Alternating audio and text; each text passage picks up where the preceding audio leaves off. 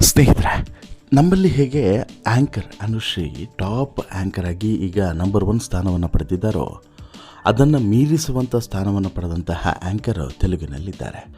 ಆಕೆ ಹೆಸರು ಸುಮಾ ಕನಕಾಲ ಅಂತ ಹೇಳಿಬಿಟ್ಟು. ಸುಮಾ ಕನಕಾಲ ಅನ್ನುವಂಥ ಹೆಸರನ್ನು ಬಹುಶಃ ಕೇಳಿದವರೇ ಇಲ್ಲ. ಅಂತಹ ಪಾಪ್ಯುಲರ್ ಆ್ಯಂಕರ್. ಕನ್ನಡದಲ್ಲಿ ನಿರೂಪಣೆ ಅಂತ ಹೇಳಿದ್ರೆ ಹೇಗೆ ಅನುಶ್ರೀ ಹೆಸರು ನೆನಪಾಗುತ್ತೆ, ಹಾಗೆಯೇ ತೆಲುಗಿನಲ್ಲಿ ನೆನಪಾಗೋದು ಈಕೆ ಹೆಸರು. ಹರಳು ಹುರಿದಂತೆ ಪಟ ಪಟ ಪಟ ಪಟ ಪಟ ಮಾತನಾಡ್ತಾ ಆ ಕಾರ್ಯಕ್ರಮದ ಅಂದ ಚಂದವನ್ನು ಹೆಚ್ಚಿಸಿಕೊಡೋದ್ರಲ್ಲಿ ಸುಮಾ ನಂಬರ್ 1 ಆ್ಯಂಕರ್. ಇನ್ನು ಆಕೆಯ ಸಂಭಾವನೆ ಕೂಡ ಹಾಗೇ ಇದೆ, ಅದು ಕೂಡ ದೊಡ್ಡ ಮಟ್ಟದಲ್ಲೇ ಇದೆ. ಹಾಗಿದ್ದರೂ ಕೂಡ ಆಕೆಯೇ ಬೇಕು ಅನ್ನುವಂತಹ ಡಿಮ್ಯಾಂಡ್ ಏನೂ ಕಡಿಮೆ ಆಗಲಿಲ್ಲ. ಪ್ರತಿನಿತ್ಯವೂ ಕೂಡ ಒಂದಲ್ಲ ಒಂದು ಕಾರ್ಯಕ್ರಮವನ್ನು ಸುಮಾ ನಿರೂಪಣೆ ಮಾಡ್ತಾನೆ ಬರ್ತಾರೆ. ಆಮೇಲೆ ಒಂದು ಡೆಡಿಕೇಶನ್ ಕೂಡ ಇದೆ, ಅವರ ಬಳಿ ಒಂದು ಡೆಡಿಕೇಶನ್ ಕೂಡ ಇದೆ.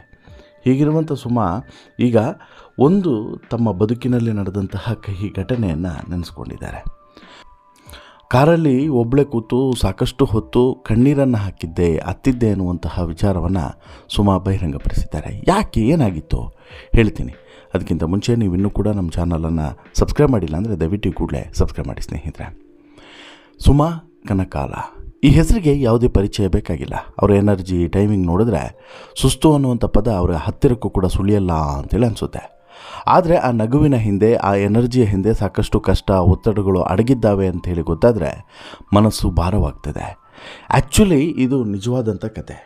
ಎಲ್ಲ ಕಲಾವಿದರ ಬಾಳಲ್ಲೂ ಕೂಡ, ಅಥವಾ ಎಲ್ಲ ಈ ರೀತಿಯಾದಂತಹ ಒಂದು ವಿಶೇಷವಾದಂಥ ಟ್ಯಾಲೆಂಟ್ ಇರೋರ ಬದುಕಿನಲ್ಲೂ ಕೂಡ ಇರುವಂಥ ನೋವು, ಹೇಳಲಾಗದಂಥ ನೋವು. ಎದುರುಗಡೆ ಸಾಕಷ್ಟು ಜನರನ್ನು ಒಂದೇ ಏಟಿಗೆ ನಗಿಸುವಂತಹ ತಾಕತ್ತಿರುವಂಥ ಇವರಿಗೆ ಬದುಕಿನಲ್ಲಿ ಹೇಳಿಕೊಳ್ಳಲಾಗದಷ್ಟು ಕಷ್ಟಗಳಿರ್ತದೆ, ನೋವುಗಳಿರ್ತದೆ ಅನ್ನುವಂಥದ್ದು ನಮ್ಗೆ ಯಾರಿಗೂ ಕೂಡ ಗೊತ್ತೇ ಆಗೋದಿಲ್ಲ. ಇನ್ನು ಆ ರೀತಿ ನೋವನ್ನು ತಿನ್ನುವಂಥ ಇವರು ಹೊರಗಡೆ ಜಗತ್ತಿಗೆ ಯಾವುದೇ ಕಾರಣಕ್ಕೂ ಕೂಡ ತಮ್ಮ ನೋವನ್ನು ಕೂಡ ತೋರಿಸ್ಕೊಡುವಂಥ ಪ್ರಯತ್ನವನ್ನು ಕೂಡ ಮಾಡೋದಿಲ್ಲ. ಈ ಇಂಟರ್ವ್ಯೂಗಳಲ್ಲಿ ಅಥವಾ ಎಲ್ಲೋ ಒಂದು ಕಡೆ ತುಂಬ ಕ್ಲೋಸ್ ಆಗಿ ಅಥವಾ ತುಂಬ ಓಪನ್ ಅಪ್ ಆಗಿ ಮಾತನಾಡುವಂಥ ಸಂದರ್ಭದಲ್ಲಿ ಈ ವಿಚಾರಗಳು ಹೊರಗಡೆ ಬರ್ತದೆ. ಹೀಗೇ ಈಗ ಒಂದು ಸಂದರ್ಶನದಲ್ಲಿ ಭಾಗಿಯಾಗಿದ್ದಂಥ ಸುಮಾ ಅವರು ಸಾಕಷ್ಟು ಭಾವನಾತ್ಮಕ ವಿಚಾರಗಳನ್ನು ಹಂಚಿಕೊಂಡಿದ್ದಾರೆ. ಅದರಲ್ಲೂ ಕೂಡ ತಮ್ಮ ಬದುಕಿಗೆ ಸಂಬಂಧಪಟ್ಟಂತಹ ಕಹಿ ಘಟನೆಗಳನ್ನು ಕೂಡ ಅವರು ವಿವರಿಸಿದ್ದಾರೆ. ಇದು ಈ ಯುವ ಪೀಳಿಗೆಗೆ ಮತ್ತು ಯುವ ಸಮೂಹಕ್ಕೆ ಒಂದು ಮೆಸೇಜ್ ಕೂಡ ಹೌದು. ಅಂದರೆ ಇವರೇನು ಅಂದ್ಕೊಳ್ತಾರೆ, ಇವತ್ತು ಯಾರನ್ನೇ ಆದರೂ ಕೂಡ ಈಗ ಟಾಪ್ ಸ್ಥಾನಕ್ಕೆ ಹೋಗಿರುವಂತಹ ಅಥವಾ ಒಂದು ಸ್ಥಾನವನ್ನು ಅಲಂಕರಿಸಿರೋರನ್ನು ನೋಡಿ ಏನು ಅಂದ್ಕೊಳ್ತಾರೆ ಸಾಮಾನ್ಯವಾಗಿ ಅಂತ ಹೇಳಿದ್ರೆ, ಅವರಿಗೇನಪ್ಪ ಎಲ್ಲದೂ ಕೂಡ ಇದೆ ಅಂತೇಳಿ ಅಂದ್ಕೊಳ್ತಾರೆ. ಬಟ್ ಅವರ ಬದುಕಲ್ಲೂ ಕೂಡ ಎಷ್ಟು ಕಷ್ಟಗಳು ಇತ್ತು, ಅವರು ಈ ಸ್ಥಾನಕ್ಕೆ ಹೋಗೋದಕ್ಕೆ ಎಷ್ಟು ಪರಿಶ್ರಮವನ್ನು ಹಾಕಿದ್ರು ಅನ್ನೋದು ಬಹುಶಃ ಯಾರಿಗೂ ಕೂಡ ಗೊತ್ತಾಗೋದಿಲ್ಲ. ಇಲ್ಲೂ ಕೂಡ ಹಾಗೆ ತೆಲುಗು ಕಿರುತೆರೆ ಲೋಕದಲ್ಲಿ ತನ್ನ ಎನರ್ಜಿ, ತನ್ನ ಟೈಮಿಂಗು, ತನ್ನ ಹಾಸ್ಯ ಪ್ರಜ್ಞೆ, ತನ್ನ ಮಾತುಗಳಿಂದ ಪ್ರೇಕ್ಷಕರ ಮನವನ್ನು ಗೆದ್ದಂಥ ಆ್ಯಂಕರ್ ಈ ಸುಮಾ ಕನಕಾಲ ಅವರು ಈಗ ಸಾಕಷ್ಟು ವಿಚಾರಗಳನ್ನು ಹಂಚಿಕೊಂಡಿದ್ದಾರೆ ಇದೇ ಸಂದರ್ಶನದಲ್ಲಿ. ಸುಮಾ ಯಾವಾಗಲೂ ಕೂಡ ನಗಿಸ್ತಾನೆ ಇರ್ತಾಳೆ. ವೇದಿಕೆ ಮೇಲೆ ಅವರ ಉತ್ಸಾಹ, ಮಾತುಗಳನ್ನು ನೋಡಿ ಅವರಿಗೆ ಯಾವ ಕಷ್ಟವೂ ಕೂಡ ಇರಲಿಕ್ಕಿಲ್ಲ ಅಂತೇಳಿ ಹಲವರು ಅಂದ್ಕೊಳ್ತಾರೆ. ಆದರೆ ಇತ್ತೀಚೆಗೆ ಒಂದು ಸಂದರ್ಶನದಲ್ಲಿ ಅವರು ತಮ್ಮ ವೃತ್ತಿ ಜೀವನದಲ್ಲಿ ಎದುರಿಸಿದಂಥ ಒತ್ತಡ ಮತ್ತು ಸುಸ್ತಿನ ಬಗ್ಗೆ ಭಾವನಾತ್ಮಕವಾಗಿ ಮಾತನಾಡಿದ್ದಾರೆ. ಒಂದು ಕಾಲದಲ್ಲಿ ಸುಮಾ ಸಿಕ್ಕಾಬಟ್ಟೆ ಬ್ಯುಸಿ ಶೆಡ್ಯೂಲನ್ನು ಹೊಂದಿದ್ರಂತೆ. ಒಂದೇ ದಿನದಲ್ಲಿ ಹಲವು ಕಡೆ ಶೂಟಿಂಗು, ಗಂಟೆಗಟ್ಟಲೆ ನಿರಂತರವಾಗಿ ನಿಂತು ಮಾತನಾಡೋದು, ರಿಹರ್ಸಲ್ಲು, ಲೈವ್ ಕಾರ್ಯಕ್ರಮ, ಹೀಗೆ ಒಂದಲ್ಲ ಎರಡಲ್ಲ. ತಿಂಗಳುಗಳಲ್ಲಿ 50ಕ್ಕೂ ಹೆಚ್ಚು ಎಪಿಸೋಡ್ಗಳನ್ನು ಮಾಡ್ತಾಯಿದ್ರಂತೆ. ಇದರಿಂದ ದೇಹ ಮಾತ್ರವಲ್ಲ, ಮನಸ್ಸು ಕೂಡ ಸುಸ್ತಾಗ್ತಿತ್ತಂತೆ.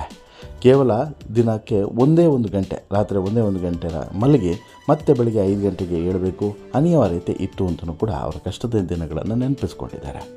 ಇಷ್ಟೆಲ್ಲ ಬ್ಯುಸಿ ಇದ್ದರೂ ಕೂಡ ಮಕ್ಕಳಿಗೆ ಬೇಕಾದನ್ನು ಮಾಡಿಕೊಟ್ಟು ಶೂಟಿಂಗ್ ಆ್ಯಪ್ನಲ್ಲಿ ಫೋನ್ ಮಾಡೋಕ್ಕೆ ಅವ್ರಿಗೆ ಸಂಪರ್ಕದಲ್ಲಿ ಇದ್ದು ಆ ಒಂದು ವಿಚಾರಗಳನ್ನು ಅವ್ರಿಗೇನು ಏನಾದರೂ ನೀಡ್ಸ್ ಇದೆಯೋ, ಏನಾದರೂ ಬೇಕೋ, ಏನೇ ಇದ್ದರೂ ಕೂಡ ಆ ವಿಚಾರಣೆಯನ್ನು ಮಾಡಿ, ಅಂದರೆ ಬೇಕಾ ಬೇಡವಾ ಅನ್ನೋದನ್ನು ವಿಚಾರಿಸಿ ಅವರಿಗೆ ಅದನ್ನು ಕೊಡುವಂಥದ್ದು ಇವರ ಒಂದು ದಿನನಿತ್ಯದ ಕಾಯಕ ಆಗೋಗಿತ್ತು, ರುಟೀನ್ ಆಗೋಗಿತ್ತು. ಏನೇ ಆದರೂ ಕೂಡ ಬೆಳಗ್ಗೆ ಹೇಳೋದು ರಾತ್ರಿವರೆಗೆ ಇದೇ ಆಗ್ತಿತ್ತು. ಹೀಗೇ ಸಿಕ್ಕಾಬಟ್ಟೆ ಕಷ್ಟವನ್ನು ಪಟ್ಟರು ಒಂದು ಸಂದರ್ಭದಲ್ಲಿ. ಆ ದಿನ ಸತತ ಶೂಟಿಂಗ್ನಿಂದಾಗಿ ಅವರು ಸಂಪೂರ್ಣವಾಗಿ ಒಂದಿನ ಸುಸ್ತಾಗಿ ಹೋಗ್ತಾರೆ. ದೇಹ ಸಹಕರಿಸಿದಂಥ ಸ್ಥಿತಿಗೆ ತಲುಪ್ತಾರೆ. ಹೊರಗಡೆ ಎಂದಿನಂತೆ ನಗ್ನಗ್ತಾ ತಮ್ಮ ಕೆಲಸವನ್ನು ಮುಗಿಸಿದ್ರೂ ಕೂಡ ಒಳಗೆ ಎಷ್ಟು ಸುಸ್ತಾಗಿತ್ತು ಅನ್ನೋದು ಯಾರಿಗೂ ಕೂಡ ಗೊತ್ತೇ ಇರಲಿಲ್ಲ. ಶೂಟಿಂಗ್ ಮುಗಿದ ನಂತರ ಕಾರ್ನಲ್ಲಿ ಕುಳಿತು ಜೋರಾಗಿ ಹತ್ತುಬಿಟ್ಟಿದ್ರಂತೆ ಸುಮಾ. ಆದರೆ ಎಷ್ಟೇ ಸುಸ್ತಾದರೂ ಕೂಡ ತಮಗೆ ವಿಶ್ರಾಂತಿ ಸಿಕ್ಕಾಗ ಒಂದು 10 ನಿಮಿಷ ರೆಸ್ಟ್ ತೆಗೆದುಕೊಂಡು ಸಾಕು, ಫುಲ್ ರೀಚಾರ್ಜ್ ಆಗಿಬಿಡ್ತಾರಂತೆ ಸುಮಾ. ಮತ್ತೆ ಖುಷಿಯಿಂದ ಶೂಟಿಂಗಿಗೆ ಹೋಗ್ತಾರಂತೆ. ನಮ್ಮಂತೆ ಸಾಮಾನ್ಯ ಮನುಷ್ಯರಲ್ವ ಅವರೆಲ್ಲರೂ ಕೂಡ. ಹೀಗೆ ವಿಶ್ರಾಂತಿ ಕಡಿಮೆ ಆದಂಥ ಸಂದರ್ಭದಲ್ಲಿ ತಮ್ಮ ದೇಹ ಸಹಕರಿಸೋದು ಒಂದು ರೀತಿಯಲ್ಲಿ ವರ ಅಂತಲೂ ಕೂಡ ಸುಮಾ ಸಂದರ್ಶನದಲ್ಲಿ ಹೇಳ್ಕೊಂಡಿದ್ದಾರೆ. ಸುಮಾ ಅವರ ಸಂದರ್ಶನ ನೋಡಿದಂಥ ಅನೇಕರು ತೆರೆ ಮೇಲಿನ ನಗುವಿನ ಹಿಂದೆ ಸಾಕಷ್ಟು ಕಷ್ಟಗಳು ಅಡಗಿರ್ತವೆ, ಪ್ರೇಕ್ಷಕರಿಗಾಗಿ ಯಾವಾಗಲೂ ಕೂಡ ನವೀನದೊಂದಿಗೆ ಕಾಣಿಸಿಕೊಳ್ಳುವಂಥ ನಿರೂಪಕರು, ನಟರು ಅಥವಾ ಅಲ್ಲಿ ಬರುವಂಥ ವಿಶೇಷ ಅತಿಥಿಗಳು ನಮ್ಮಂತೆಯೇ ಸಾಮಾನ್ಯ ಜನರು ಅನ್ನೋದನ್ನು ನಾವು ಅರ್ಥ ಮಾಡ್ಕೊಳ್ಬೇಕು. ಅವ್ರಿಗೂ ಕೂಡ ಸುಸ್ತು, ಒತ್ತಡ, ಭಾವನೆಗಳು ಇರ್ತವೆ ಅನ್ನೋದು ನಾವು ಅರ್ಥ ಮಾಡ್ಕೊಳ್ಬೇಕು ಅನ್ನುವಂಥದ್ದನ್ನು ಈಗ ಒಂದಷ್ಟು ಜನ ತಮ್ಮ ಅಭಿಪ್ರಾಯವನ್ನು ಹೊರಗಡೆ ಹಾಕ್ತಾ ಇದ್ದಾರೆ. ಇನ್ನು ಕೆಲವು ಸಲ ಏನಾಗುತ್ತೆ ಅಂತ ಹೇಳಿದರೆ ಅವರ ವೃತ್ತಿಯಿಂದಾಗಿ ಅದನ್ನು ಹೊರ ಹಾಕುವಂಥ ಅವಕಾಶ ಸಾಧ್ಯವೇ ಆಗೋದಿಲ್ಲ. ಆದರೂ ಕೂಡ ಏನೂ ಮಾಡೋಕ್ಕಾಗಲ್ಲ, ಎಲ್ಲವನ್ನು ಕೂಡ ಸಹಿಸ್ಕೊಂಡು ಹೋಗಲೇಬೇಕು. ಆಮೇಲೆ ಯಾವುದನ್ನು ಕೂಡ ಧಿಕ್ಕರಿಸೋಕ್ಕಾಗೋದಿಲ್ಲ, ಅವಕಾಶ ಬೇಕಲ್ವ, ಧಿಕ್ಕರಿಸುವಂತಿಲ್ಲ. ಏನೇ ಬಂದರೂ ಕೂಡ ಅದನ್ನು ಮ್ಯಾನೇಜ್ ಮಾಡ್ಕೊಂಡು ಹೋಗಲೇಬೇಕಾಗ್ತದೆ. ಇವತ್ತಿಗೆ ಈ ಸುಮಾ ಅವರು ಪಡಿತಿರುವಂಥ ಸಂಭಾವನೆ ಎಷ್ಟು, ಅವರ ಪಾಪ್ಯುಲಾರಿಟಿ ಎಷ್ಟು ಅನ್ನೋದನ್ನು ಬಹುಶಃ ನೀವೇನಾದರೂ ಕೇಳಿದ್ರೆ ನಿಮಗೆ ತಲೆ ತಿರುಗ್ಬೋದು. 1996ರಲ್ಲಿ ತೆಲುಗು ಸಿನಿಮಾದ ಮೂಲಕ ಬಣ್ಣದ ಲೋಕಕ್ಕೆ ಕಾಲಿಟ್ಟಂಥ ಸುಮಾ ಮಲಯಾಳಂ ಸಿನಿಮಾಗಳಲ್ಲೂ ಕೂಡ ನಟಿಸಿದ್ದಾರೆ. ನಿರೂಪಕಿಯಾಗೋದ್ರ ಮೂಲಕ ನಟಿಯಾಗಿಯೂ ಕೂಡ ಗುರುತಿಸ್ಕೊಂಡಿದ್ದಾರೆ. ಇನ್ನು ಈಕೆ ಯಾವುದೇ ಕಾರ್ಯಕ್ರಮಕ್ಕೆ ಹೋದರೂ ಕೂಡ ಆ ಕಾರ್ಯಕ್ರಮದ ಅಂದ ಚಂದವನ್ನು ಹೆಚ್ಚಿಸೋದ್ರಲ್ಲಿ ಈಕೆಯ ಪಾತ್ರ ಮಹತ್ವದ್ದು. ಇನ್ನೊಂದು ಇಂಟ್ರೆಸ್ಟಿಂಗ್ ಮಾಹಿತಿ ಏನು ಅಂತ ಹೇಳಿದ್ರೆ, ಸುಮಾ ಅವರ ಮಾತೃಭಾಷೆ ಮಲಯಾಳಂ. ಹೌದ್ರಿ, ನೀವು ನಂಬಲೇಬೇಕು. ಅವ್ರು ಹುಟ್ಟಿದ್ದು ಕೇರಳದಲ್ಲಿ, ಆದರೆ ಟಾಲಿವುಡ್ನಲ್ಲಿ ಇವರು ತೆಲುಗಿನ ನಂಬರ್ 1 ನಿರೂಪಕಿಯಾಗಿ ಇವತ್ತು ಫೇಮಸ್ ಆಗಿದ್ದಾರೆ. ಸುಮಾ ತೆಲುಗು ಮಾತ್ರವಲ್ಲದೆ ತಮಿಳು, ಮಲಯಾಳಂ, ಹಿಂದಿ ಹಾಗೂ ಇಂಗ್ಲೀಷ್ ಭಾಷೆಗಳಲ್ಲೂ ಕೂಡ ನಿರರ್ಗಳವಾಗಿ ಮಾತನಾಡುವಂತಹ ಚಾಕಚಕ್ಯತೆಯನ್ನು ಹೊಂದಿದ್ದಾರೆ. 1999ರಲ್ಲಿ ನಟ ರಾಜೀವ್ ಕನಕಾಲ ಅವರ ಜೊತೆಗೆ ಹಸೆಮಣೆಯನ್ನು ಏರಿದಂಥ ಸುಮಾ ಬೆಳ್ಳಿತೆರೆಯ ಜೊತೆಗೆ ಕಿರುತೆರೆಯಲ್ಲೂ ಕೂಡ ಮಿಂಚೋದಕ್ಕೆ ಆರಂಭಿಸ್ತಾರೆ. ನಿರೂಪಕಿಯಾಗಿ ಹೆಜ್ಜೆ ಇಟ್ಟಂಥ ಸುಮಾ ಈಗ ಸ್ಟಾರ್ ನಿರೂಪಕಿ. ಟಾಲಿವುಡ್ನ ಎಲ್ಲ ಸ್ಟಾರ್ಗಳ ಜೊತೆಗೆ ಬಹಳ ಒಳ್ಳೆಯ ಸಂಬಂಧವನ್ನು ಹೊಂದಿರುವಂಥ ಸುಮಾ ಸಂದರ್ಶನಕ್ಕೆ ಕರೆದರೆ ಯಾರೂ ಕೂಡ ಇಲ್ಲ ಅನ್ನೋದೇ ಇಲ್ಲ. ಹಲವಾರು ಆ್ಯಂಕರ್ಗಳಿಗೆ ಸುಮಾ ರೋಲ್ ಮಾಡೆಲ್ ಅಂತ ಹೇಳಿದ್ರು ಕೂಡ ಸುಳ್ಳಾಗಲ್ಲ. ಇವರು ಹೆಸರಿಗೆ ಮಾತ್ರ ಸ್ಟಾರ್ ನಿರೂಪಕಿ ಅಲ್ಲ, ಇವರ ಸಂಭಾವನೆ ಕೂಡ ಹಾಗೇನೇ ಇದೆ.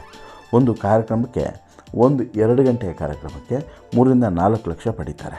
ಇನ್ನು ಒಂದು ದಿನದ ಕಾರ್ಯಕ್ರಮಕ್ಕೆ 10-15 ಲಕ್ಷನೂ ಕೂಡ ಚಾರ್ಜನ್ನು ಮಾಡ್ತಾರೆ ಅನ್ನುವಂಥದ್ದು ಸದ್ಯಕ್ಕಿರುವಂಥ ಮಾಹಿತಿ.